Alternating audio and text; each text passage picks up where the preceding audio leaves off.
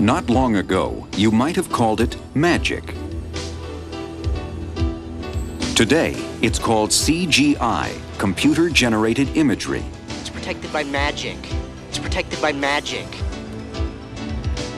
This electronic world of make-believe, where real animals talk and statues come alive, is revolutionizing Hollywood special effects. Super-fast graphics computers, new creative software, and high-resolution pictures are rapidly taking us to the point where audiences can't tell if it's real or CGI. Ow! Thank you. Today, we'll enter the mind of an effects wizard who helped start it all, Robert Abel. We'll see how he contributed to the development of an entire new art form built from bits and bytes of computer technology. And we'll explore the cutting edge of animation with computer artists who are advancing the possibilities of CGI. Come on, move it! Coming up, special effects from microprocessor to the big screen on Movie Magic.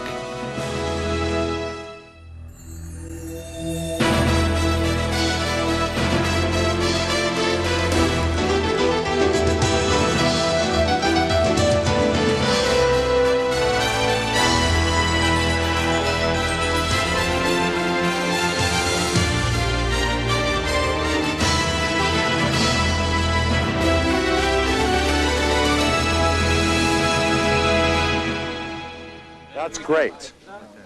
This will be the tie-in. Right. I feel like he's too far away from us. In the Disney movie Hocus Pocus, witches turn a boy into a cat.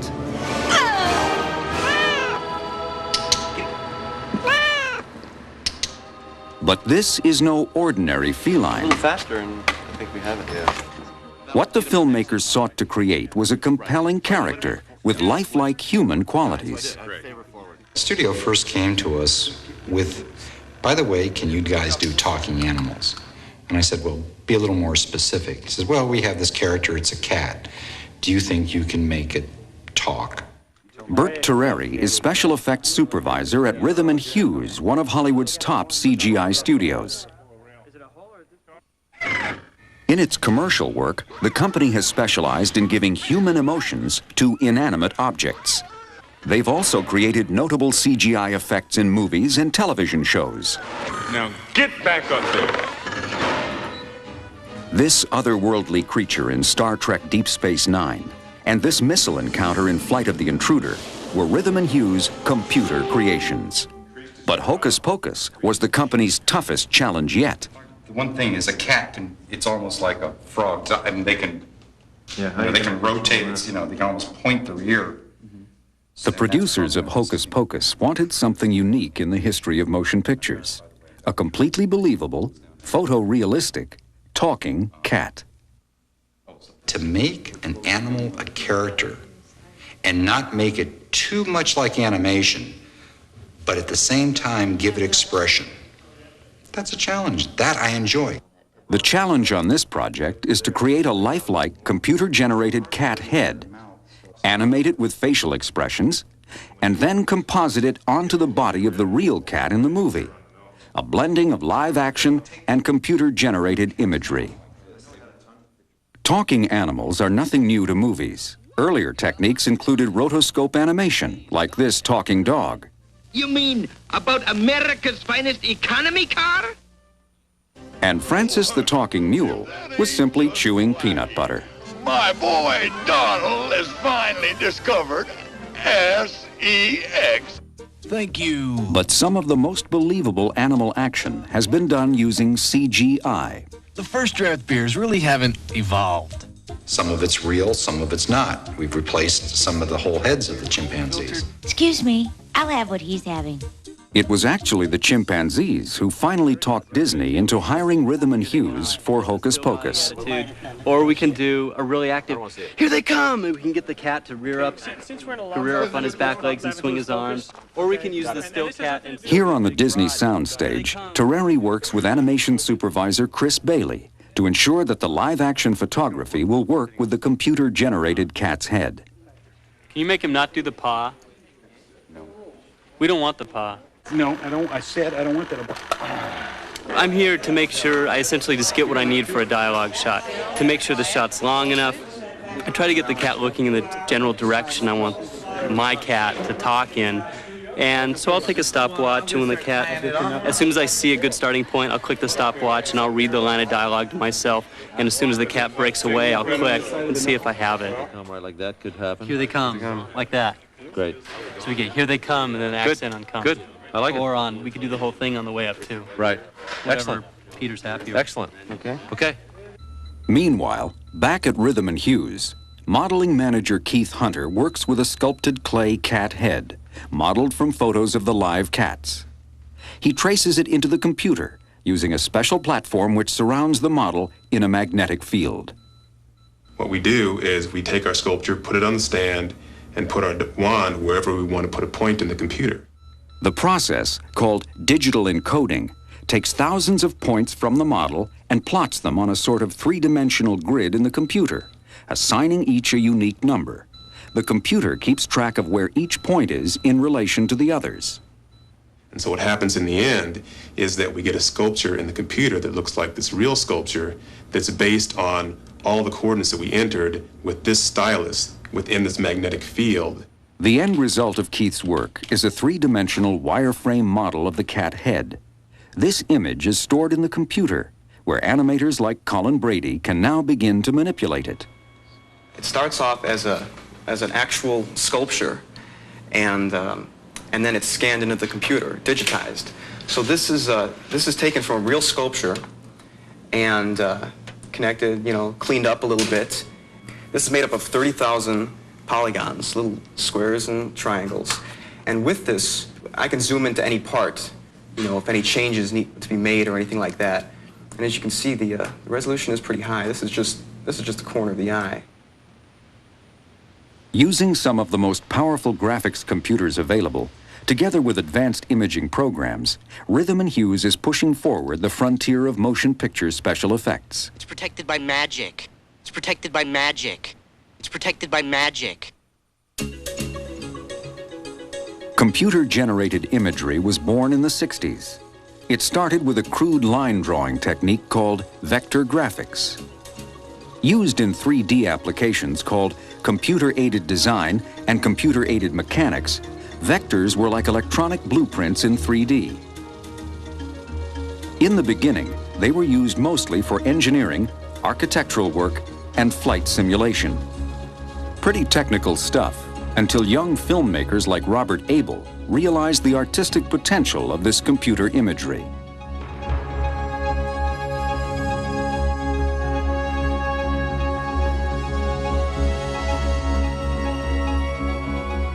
One of the first uses of vector graphics in film was when Disney asked Abel and Associates to create the title sequence for The Black Hole. I said, listen, I've got this vector flight simulator from Evans and Sutherland, and basically it allows me to move and the object to move in 3 dimensions. So the best I could do would be the point of view of the computer of a rocket ship that was being pulled into a black hole. And all of a sudden, I said, wow, there's a whole world there. In the 1970s, a new imaging system called raster graphics was developed. Where vectors are simple line drawings, raster allowed for full color, texture, shading, and lighting effects. The only drawback was that each frame took millions of computer calculations. In its early development, raster graphics required massive mainframe computers and weeks of painstaking work.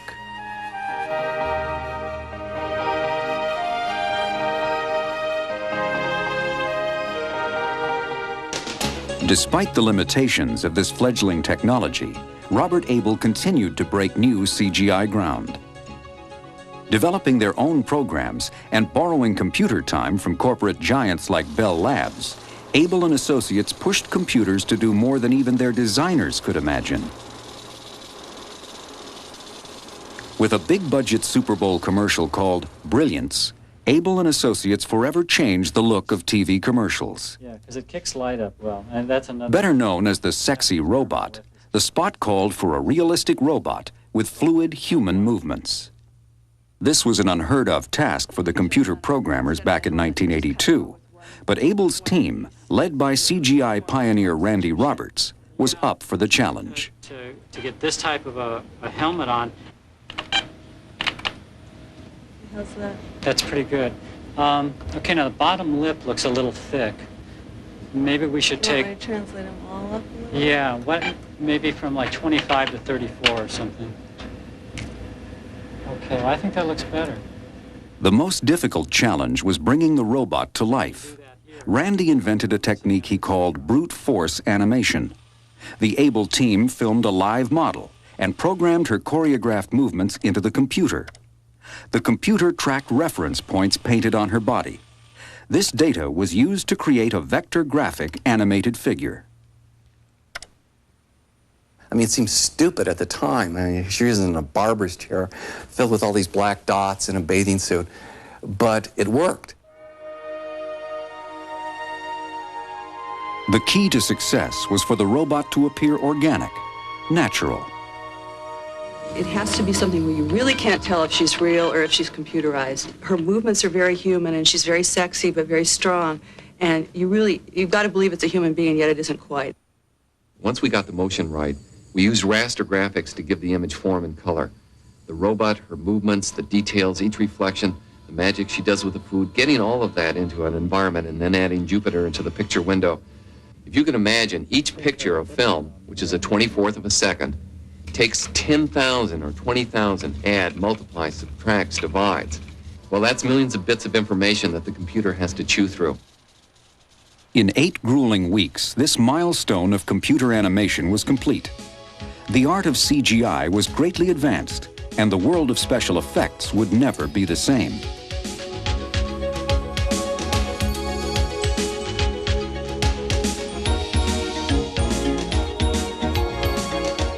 After Sexy Robot, Abel and Associates went on to create some of the most stunning commercials ever seen.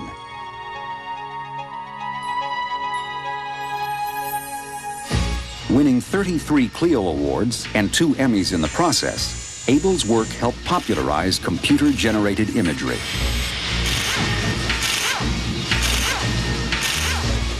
In the 70s and early 80s, his company became a home to many of today's leading effects artists. The interesting thing about Bob Abel and Abel and Associates, where we all worked, is that was the starting point of all this new stuff that we see today. He was like the first person to do it, and he was like the granddaddy of this sort of computer graphics.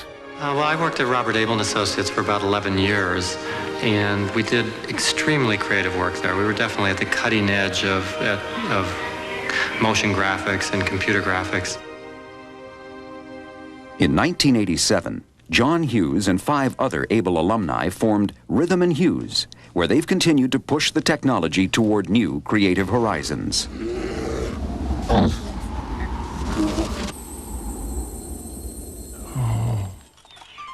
As computing power expanded, other artists and technicians were making major strides in CGI. In the late 80s, a Northern California company named Pixar received an Academy Award nomination for its short film entitled Luxo Jr. I was inspired because one of the guys that I worked with came with his baby.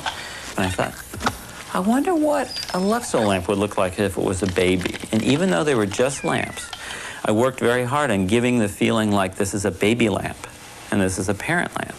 They did the same action, but they do it in, it's one of the differences in with character animation. You try to create differences within the objects and characters. So I had them do the same object different ways. Founded in 1979 by George Lucas, Pixar hired Disney alumni and became one of the first companies to apply traditional animation criteria to CGI. My background in character animation taught me one thing, and that is that the definition of character animation is not moving an object from point A to point B. The definition is to give life to. That's the essence of animation to me. Giving life to computer animation was an experimental, labor-intensive process. Pixar followed Luxo Jr. with Red's Dream, the story of a unicycle and a clown. But it was Tin Toy, produced in 1988, that became the first computer animation to win an Oscar for Best Animated Short Film. Well, we wanted a more challenging character. In some sense, the character was first, but in another sense, we had a whole new round of software that we had just developed. We wanted to do a film to test out whether the software was any good, essentially. So we've tried to do these research vehicle kind of films based on our tools, and then grow our tools for, you know, to try to make better and better films. What's happening is computer animation is not standing alone anymore. It's becoming invisible in the world of filmmaking. And I think that's the real exciting thing, is that it's being able to create things that you've never seen before, you know, and it looks so real and it blends in. Today, Bert Terreri and the Rhythm and Hues CGI team are working with associate producer Jay Height and animation supervisor Chris Bailey to design a realistic, computer-generated cat head for the comedy fright film Hocus Pocus. And in a Hollywood first, they're blending that CGI head onto the body of a real cat in a way that will allow the cat to talk and act in a totally believable fashion. Felix, don't you think his head needs a little bit more room? Once the cat's close-ups have been chosen on the soundstage, excellent. Okay. The film footage of the real cat is scanned into computers, where the task of animating begins. Camera 2 for the dialogue. It's handled exactly like traditional animation. You have a voice tape, and you listen to it over and over again, and we animate the head. And when we get that moving with the right rhythm to the dialogue, then we go in and we start animating the eyes, and animating the ears, and animating the mouth for expression. Come on, move it! So this is the first thing we're starting with, which is the actual shot from the movie. And there's the cat doing a little pose. And there's a line of dialogue that we also have on the computer that I can listen to as he's moving on my headphones. And so this is basically what we start with. And I'll just turn on computer model of the head. So that little green object here, this is the three-dimensional computer model that we put over top. And this is what we're animating in this motion editor program that we have here. And you can see him saying his line. And his head is just moving pretty close to where the real cat's head is. But we're going to take out the cat's real head and put our computer head on top. So in this way I can see it, the way it's going to look in the real scene.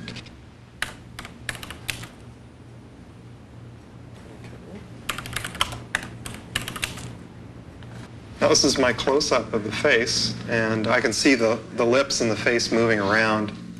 It's protected by magic.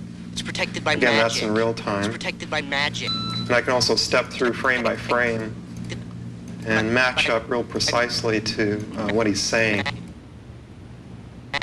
Using the computer animation program, Les Major can give his cat a whole range of realistic, human-like expressions. We have things that are like little magnets that are floating around on the face, and they're centered on different areas, so I can move, let's say I'm going to move this upper lip here. I'm just pulling his lip up into a sneer, but now he's sort of got a little snarl on his face. Originally, the animators tried to make their CGI cat as realistic as possible. But, as Bert Terreri explains, the first version seemed a little too real. They have nice, long, pearly white teeth, and they come to a nice sharp point that I think if any of us have been bitten by one know that, ooh, they can puncture. Well, the studio felt that possibly that didn't connote a friendly cat. To solve that problem, Rhythm and Hues simply used the CGI animation program to make the fangs a little smaller. We went through a little process of making the gums, making a tongue, and then shrinking the teeth down just a little bit, so it became not quite as objectionable to the studio. In the next step, the real cat head is cut out, digitally of course. Then animator Rod Paul replaces it with the CGI head.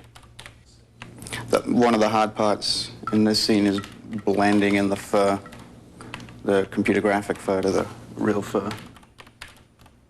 That part of the process, the texture mapping, is handled by Colin Brady. Texture onto that. In a sense, we peel off the cat's fur and map it on to the model. Then the head is there. Now that's without the eyes. The eyes and the whiskers are rendered separately. Then we start lighting the teeth, lighting the eyes, twisting the ears to see if there needs to be nuances going on, whether the brows go too high, too low. From there, we go to high resolution, show it to the studio, and they say yes or no. That's the process. Roll, please. Sweet. Kitty, good, kitty. It might take several weeks to get a shot looking right, but in the final product, moviegoers will have a tough time telling where the computer cat ends and the real one begins. It's protected by magic. It's protected by magic. As computers get faster and costs come down, scenes like these that would have taken weeks in the early 80s are now being done in days. Soon the time frame will be condensed to mere hours. Dangerous spells. She must not get it. From pioneers like Robert Abel to these young computer animators conjuring up tomorrow's images today, who knows what's next in the CGI universe? I don't know where the next breakthrough is going to be happen, but so far, you can't say it can't be done.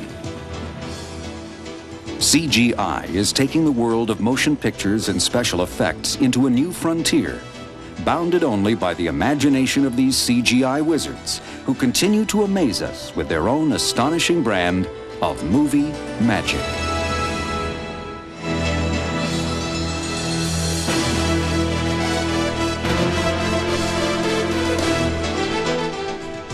And there's more movie magic here on BBC Two at the same time tomorrow.